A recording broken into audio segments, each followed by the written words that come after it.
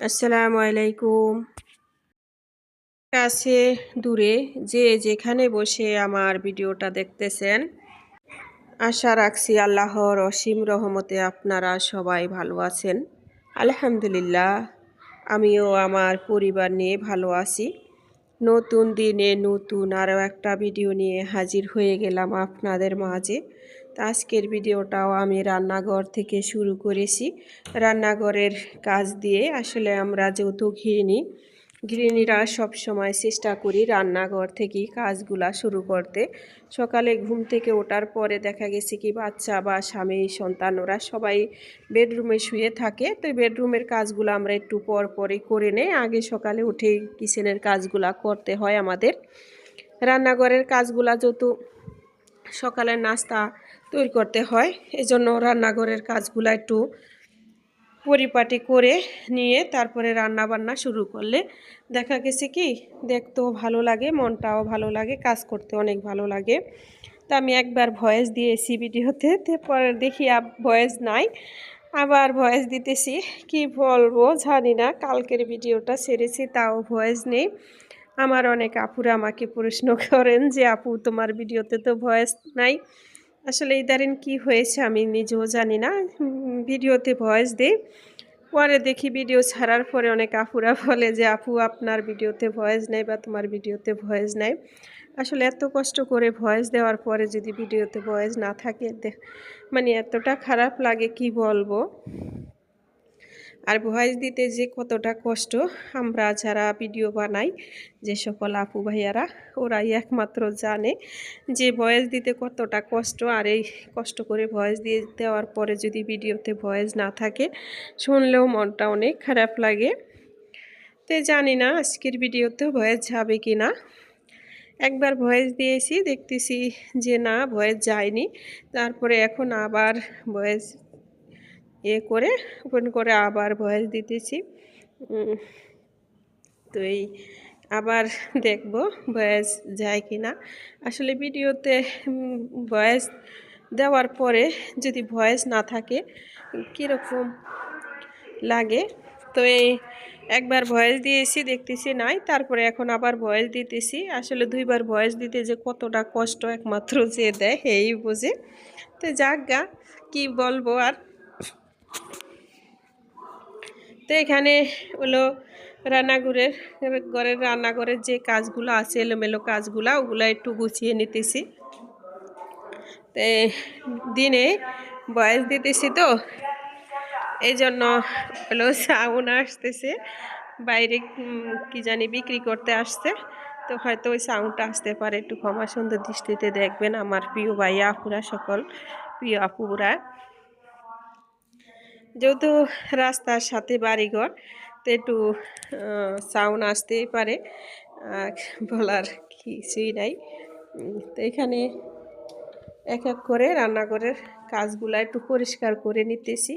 আসলে এত সুন্দর করে কথা বলি, ভয়েস দিই, ওই ভয়েসটাই থাকে না, পরে আবার কথা বলতে গেলে না কি বলবো আর ভেবে পাই না।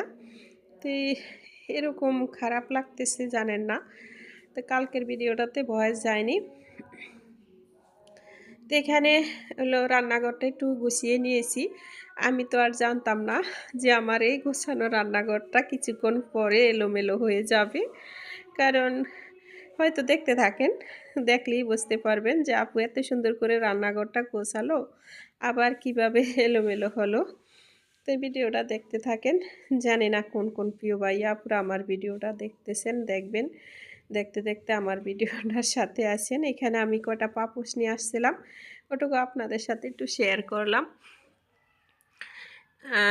এই যে পাপোশগুলা না হলো এই যে একটু দামি দামি দেখেই আনছি, যেহেতু একটু দামি দরকার এখন, তো এই জন্য একটু দামি দেখেই পাপোশগুলো আনলাম বেডরুমের সামনের জন্য, আর এলো মেন দরজার জন্য।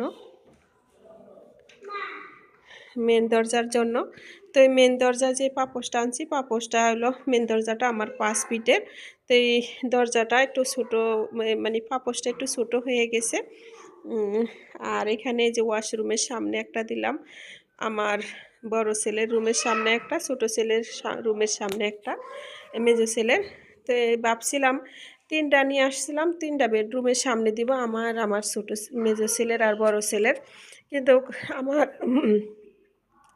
বড় ছেলে বলতেছে যে না, একটা ওয়াশরুমের সামনে দাও, যেহেতু আমাদের ড্রয়িং রুমে একটা ওয়াশরুম আছে,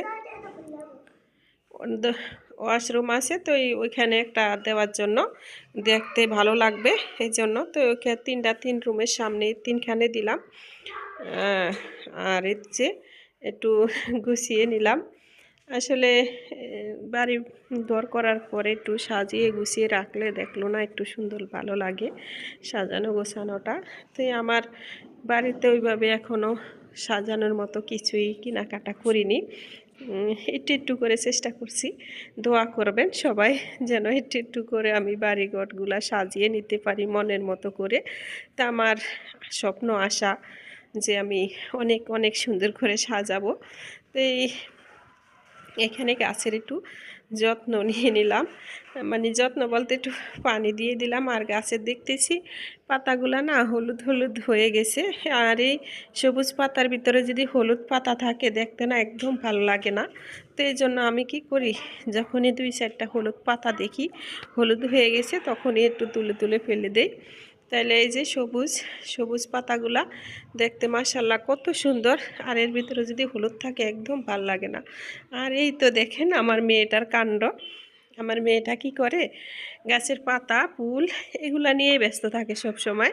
কখন যে গাছের পাতা ছিঁড়বে আর কখন যে ফুল ছিঁড়বে। এদিকে 2টা ফুল ছিল, তো কোন ফাঁকে এসে আমার চোখের আড়ালে আমাকে ফাঁকি দেয়, দিয়ে আমাকে দেখে যে আমি কোথায় আছি, আর এই ফাঁকে এই ফুলগুলা নষ্ট করে দেয়। তো একটা ফুল নষ্ট করে ফেলেছে। তো বাচ্চা মানুষ বললেও বোঝে না। আর এখানেই যে গাছগুলার পাতাগুলা তো হলুদ হয়ে গেছে, তো আমি নাসার বন্ধা একটু ছেড়ে দিব না, আমি আল্লাহর উপর ভরসা রেখে আল্লাহর কাছে রেখে দিয়েছি যে আমার আল্লাহ চাইলে মরা গাছ থেকে পাতা ফুটবে, মানে ফুল ফুটবে বলে না মানুষ। তো হয়তো একদিন না একদিন গাছগুলোর থেকে হয়তো ডালপালা ছাড়তে পারে। মানি প্লান্ট গাছগুলো না সহজে পাওয়া যায় না, তো যেটা পাই নার্সারিতে ওটা আমার কাছে ভালো লাগে না। এটা আবার ছোট ছোট, একদম বড় পাতাও না, একদম ছোট না, মাঝলা সাইজের পাতাগুলো একদম সুন্দর লাগে। আর নার্সারিতে পাওয়া যায় অনেক বড় বড় পাতাগুলা, ওটা আমার কাছে ভালো লাগে না। তো এই চেষ্টা করতেছি এই পাতাগুলার থেকে পাতাগুলা হইতে। আর এটা হলো কয়েন পাতা, ওই যে ছোটো ছোটো এখনও পুরা ভরে ওঠে নাই, যখন পুরা ভরে উঠবে তখন ওই যে আগে একটা দেখছিলেন ওইটার মতোই মাশাআল্লাহ দেখতে অনেক সুন্দর লাগবে। তো এখানে কিছু মানি প্ল্যান্ট গাছ আছে যেগুলা নষ্ট হয়নি, এগুলা তো ব্যালকনিতে ছিল, তো যেগুলো আমি ছাদে নিয়ে রোদে রাখছিলাম ওগুলাই নষ্ট হয়ে গেছিলো। তো এখানে কয়টা ভুমাই মরিচ নিয়ে আসছিলাম সাভার থেকে। তো এখানে সবুজ ঘাসের উপরে রেখেছি, দেখতে কীরকম লাগে, মরিচগুলাও সবুজ আর ইয়েটাও সবুজ, এই জন্য দেখতে অনেক সুন্দর লাগছে। এই যে দেখেন, বললাম না কিছুক্ষণ পর দেখবেন আমার সাজানো গোছানো সব কিছু এলোমেলো হয়ে গেছে। এই যে এখানে কি অবস্থা, তারপরে এখান থেকে কিছুক্ষণ পরে কিচেনটার একই অবস্থা হবে। তো এই যে কিচেনের সব কিছু বের করে ডাইনিং স্পেসে রেখেছি। আর এই যে রং মিস্ত্রি কাজ করতেছে, তো উনি যখন কাজ করতে এসেছিলেন তো হঠাৎ করে অসুস্থ হয়ে উনি হাসপাতালে ভর্তি ছিলেন। যখন কাজ করছিল প্রচুর ঠান্ডা ছিল, ওই ঠান্ডায় ওনার নিউমোনিয়া হয়ে গেছিল। তো উনি অসুস্থর কারণে রং করা হয়নি, তো এখন সুস্থ হওয়ার পরে উনি এসেছে। তো একটু এলোমেলো হয়েছে, এর ভিতরে হয়তো আমরা চাইলে অন্য মিস্ত্রি দিয়ে কাজ করাইতে পারতাম, কিন্তু তোহার বাবা বলতেছে উনি আমার কাজ করতে যে অসুস্থ হয়ে গেছে, যদি অন্য একটা মিস্ত্রি এনে কাজ করাই হয়তো খারাপ লাগবে দেখতেও, মানে উনি মন খারাপ করবে। তো এই জন্য এই যে ময়লাগুলো এখন আমার সহ্য করতে হইতেছে, আর এগুলা পরিষ্কার করতে যে কি কষ্ট শুধু আমি বুঝতেছি। আর এখানে ডাইনিং স্পেসে বসেই রান্নাগুলা করে নিতেছি। কি করব, রান্নাঘর থেকে যেহেতু সব কিছু বের করে নিয়ে আসছি, এখন দুপুরের খাবারও সময় হয়ে গেছে। তো এই জন্য হলো এখানে বসেই রান্নাটা করে নিতেছি। তো বেশি সময় লাগে না, যেহেতু রান্নাঘরের সিলিংটা একদম ছোট, রান্নাঘরের বেশি সময় লাগবে না, কিছুক্ষণ ভিতরেই আবার ঠিক হয়ে যাবে, মানে তাড়াতাড়ি কাজটা শেষ হয়ে যাবে। কিন্তু ওনার কাজ তো তাড়াতাড়ি শেষ হয়ে যাবে, কিন্তু আমার কাজটা না অনেক বাড়িয়ে দিয়ে গেছে। কারণ আমি সব কিছু বের করেছি, আবার সব কিছু ভিতরে নিয়ে গোছানোটা একটু কষ্টরই। কারণ এত রান্নাঘরে কতগুলা মালামাল, সবগুলো আমার বের করতে হয়েছে, আবার সবগুলো গোছাতে হবে। তো আমার এই জন্য একটু আমার জন্য কষ্ট হয়ে গেছে। এই যে দেখেন কাজ শেষ, আমার রান্না শেষ না হতে ওনার কাজ শেষ। আসলে আমি এগুলা বের করে দিয়ে মুরগি মাছ কেটে বেছে পরিষ্কার করতে করতে ওনার এই ফাঁকে কাজ শেষ হয়ে গেছে। তো ওখানে বসে রান্না করতে একদম ভাল লাগতেছে না। তো ভাবছি কাজ যেহেতু শেষ, একটু পরিষ্কার করে নেই। পরিষ্কার করে তারপরে এখানে একদিকে রান্নাগুলাও চলতেছে, আরেকদিকে আমি হাতের কাজগুলো একটু সেরে নিতেছি। আসলে আমরা গৃহিণীরা বুদ্ধি করে সংসারের কাজগুলা সব সময় করি। শুধু আমি না, আমার কলিজার টুকরা প্রিয় ভাই আপু, আপুরাও আমার মতোই বুদ্ধি করে সংসারের কাজগুলা করে নেয়। তো একবার ভয়েস দিয়েছি, তো আরেকবার ভয়েস দিতে এসে না গলাটার ভিতরে অনেক খারাপ লাগতেছে, মানে খুসখুসি একটা কাশ আছে না, ওই কাশটা হইতেছে। তা আমি একটু পানি খাবো, হয়তো পানির শব্দ পাবেন, একটু ক্ষমা সুন্দর দৃষ্টিতে দেখবেন।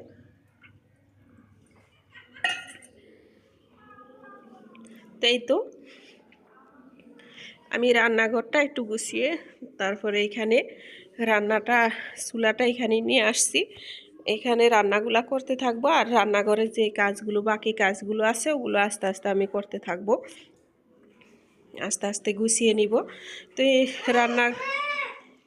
রান্নাঘরের চুলাটা কাছাকাছি নিয়ে আসলাম, কারণ আমি এখানে রান্না করলে এখানে রান্নাগুলা দেখতে আমার অনেকটা সুবিধা হবে। আর ডাইনিংয়ে থাকলে আমার এখান থেকে বারবার ওখানে যেতে হবে, এজন্য বুদ্ধি করে একটু নিয়ে আসলাম কাছাকাছি। আগে চুলা রাখবো যে জায়গাটা, ওইটা পরিষ্কার করে নিয়েছি, নিয়ে চুলাটা বসিয়ে ওখানে রান্নাটা বসিয়ে দিছি। আর এদিকে যে এখন রান্নাঘরটা আস্তে আস্তে আমি আবার নতুন করে গুছিয়ে নিব। আসলে আমি ওইভাবে অত সুন্দর করে গুছাতে পারি না আপনাদের মতো। আমার অনেক প্রিয় আপু ওরা দেখতেছি রান্নাঘরটা মাশাল্লাহ অনেক সুন্দর করে সাজিয়ে গুছিয়ে রাখেন, কিন্তু আমি কিন্তু কতটা আপনাদের মতো সাজাতে পারি না। আসলে আমার কি বলবো, আমি যখন বাজারে কেনাকাটা করতে যাই ওইভাবে কিন্তু আমি ভালো সুন্দর কাপড় চোপড়ও কিনতে পারি না। জিনিসপাতিও কিনতে গেলে আমার না ওরকমই হয়, অত ভালো কাপড় চোপড় বলেন জিনিসপাতি বলেন চয়েস করে কিনাটা আমার দ্বারা সম্ভব হয় না। তেমনি ঘর বাড়িও সাজানোটা না অত সুন্দর করে আমি পারি না। তা আমি যতটুকু পারি অতটুকু সাজানো গোছানোর চেষ্টা করি, কারণ আমি যেহেতু একা মানুষ, আমার তো আর চয়েস করে কেউ সাজিয়ে দেওয়ার মানুষ নাই। এই জন্য তো এখানে কর্নার র্যাকটা রেখেছি। তো কর্নার র্যাকের ভিতরে কিছু কাঁচের জার আছে, আর 2টা গাছ আছে, আর কিছুই নাই। আসলে কি জানেন, আমার কাছে মনে হয় যে পুরা রান্নাঘরটা যদি আমি শুধু গাছ দিয়ে সাজাতে পারতাম আমার কাছে অনেক ভালো লাগতো। কিন্তু আমি চেষ্টা করব আমার রান্নাঘরটা শুধু গাছ দিয়ে সাজাতে, আর কিছু মানে বয়ম বা ওই যে কাছের জারটার কিছু দিয়ে আমি একটু সাজাবো।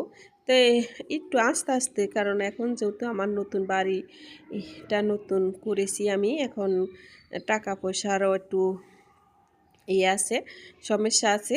তো সব কিছু ইনশাল্লাহ ঠিক হয়ে যাবে। তো সব কিছু ঠিকের ফাঁকে ফাঁকে মাঝে মাঝে একটু কিছু কেনাকাটা করে একটু একটু করে সাজানোর চেষ্টা করব, কারণ একবারে তো আর হবে না। আসলে একবারে আমরা সব কিছু চাইলে তো আর হয় না বলেন। আল্লাহ পাক রাব্বুল আলামিন আমাদের রিজিকে যেটুকু রাখছে ওটুকুই আমরা পাবো, আর ওটুকুই দিয়ে আমরা চেষ্টা করব সব সময় শুকরিয়া আদায় করতে। তো আমার আল্লাহর কাছে আমি সব সময় আলহামদুলিল্লাহ শুকরিয়া আদায় করি যে আমি যেটুকু আল্লাহ আমাকে দিয়েছে আলহামদুলিল্লাহ, আমি অনেক অনেক অনেক সুখী।